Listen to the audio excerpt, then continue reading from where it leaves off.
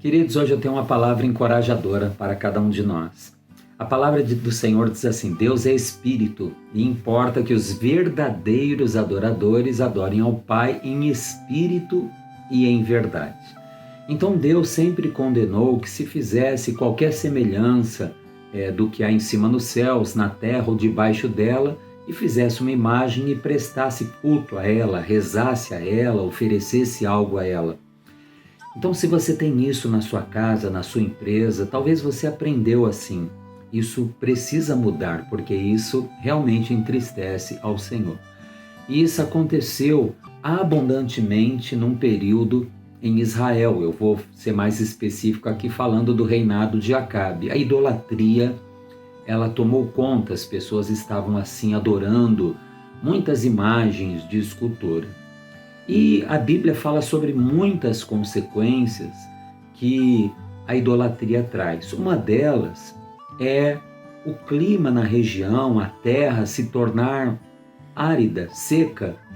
E nesse momento de idolatria surge o profeta Elias para dizer que não haverá chuva, nem orvalho, até que ele viesse e desse outra palavra. Ele trouxe então essa palavra, uma palavra até de juízo. Queridos, nesse momento, Deus disse para Elias: esconde-te no Oriente, junto ao ribeiro de Querite. Era um lugar deserto. Ali corria um ribeiro.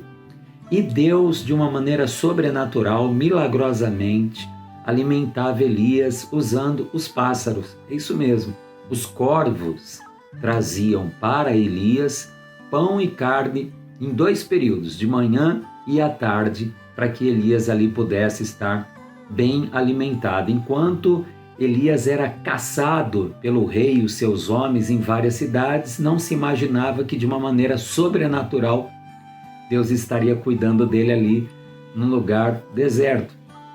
Bom, aquele ribeiro que Elias, ele ficou ao lado dele por ter ouvido a voz do Senhor, a ordenança do Senhor, aquele ribeiro, Elias notava que a cada dia ele ia diminuindo a água, porque realmente não havia chuva.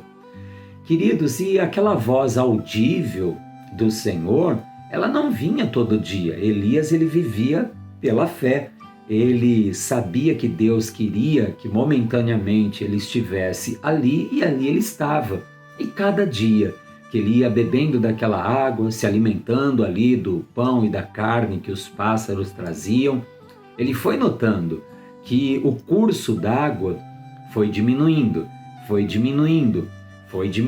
dia após dia, até que ficou apenas um fio d'água. Você imagina que situação? Nós necessitamos muito da água, não é verdade? Então, queridos, talvez aquele era o momento onde Elias pensasse assim: meu Deus, como vai ser agora? Talvez eu estou falando com pessoas que o seu casamento está por um fio. Talvez a sua saúde, a sua vida está por um fio. Talvez a sua vida financeira está por um fio. E assim eu poderia falar de muitas áreas em que hoje você talvez está dizendo: meu Deus, como vai ser isso?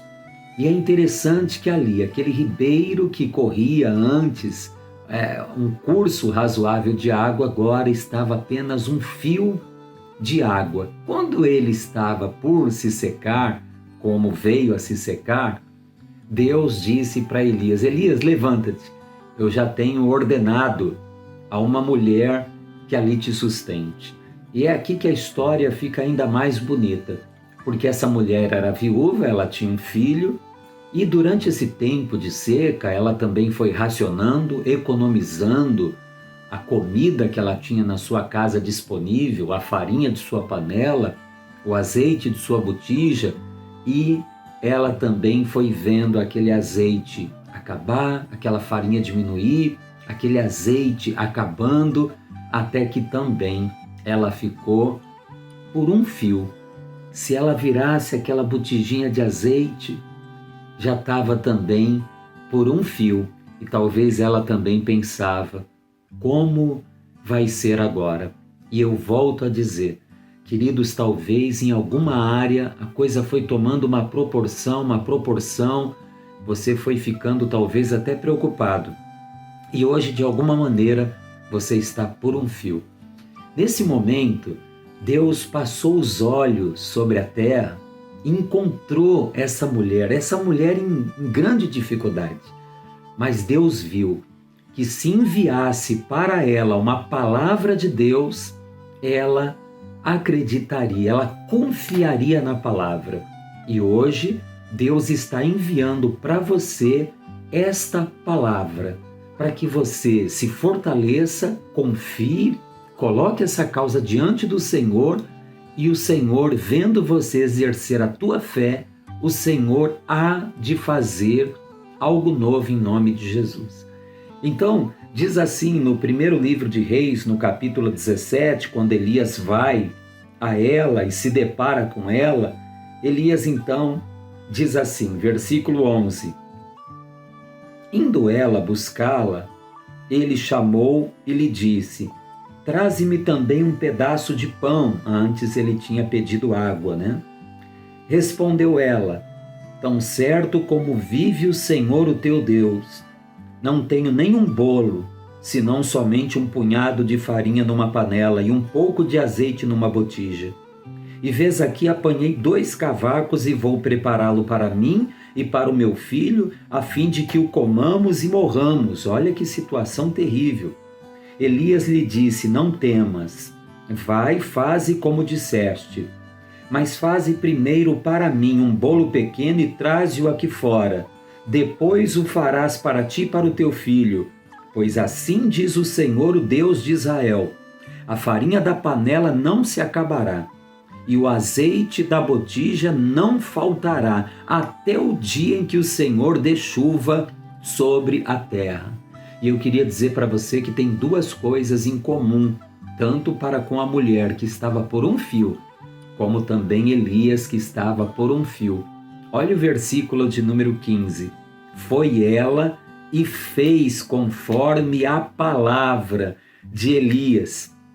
Assim comeu ele e ela e sua casa muitos dias. Da panela a farinha não se acabou e da botija o azeite não faltou, conforme a palavra do Senhor falada por intermédio de Elias.